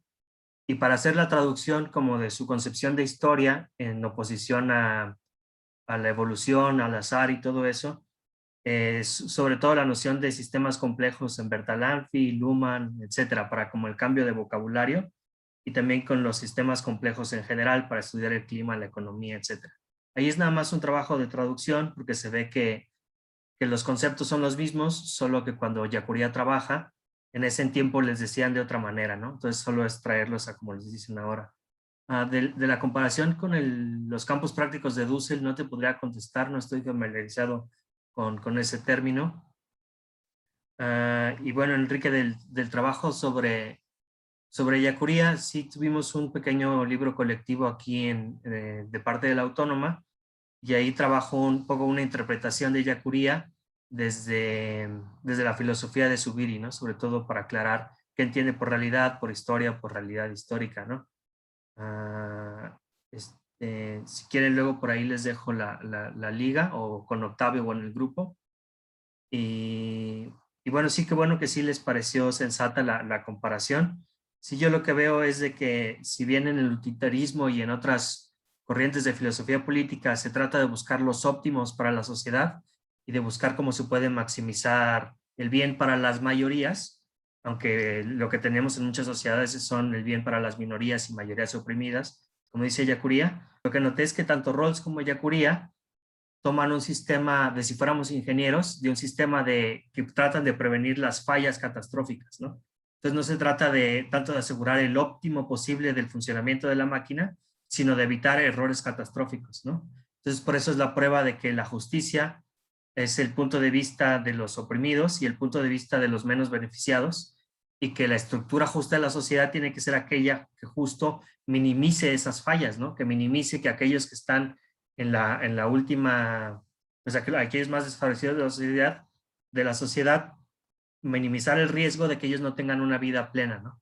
Entonces sería el punto, y que es muy diferente a los óptimos de Pareto. Estos serían óptimos ellacurianos y óptimos de Rawls, que es una sociedad en donde los más atrasados, aún así tienen una vida digna, ¿no? Y garantizar la estructura de la sociedad de esa manera, ¿no? Y entonces ahí noté que tenían más o menos el mismo criterio, solo que la diferencia es este concepto de historia, ¿no? Que como tú dices, sí, quedó al nivel de ejemplos, pero sí la idea sería como más, ir más a fondo, ¿no? En la teoría. Muy bien. Diego, ¿quisieras responder rápidamente porque ya estamos sobre tiempo? Sí, de estos, qué bueno que me los mencionas. No, en realidad no los he trabajado mucho, pero sería muy, muy interesante empezar ahí con ello más a profundidad. Pues sí, agradezco esas sugerencias.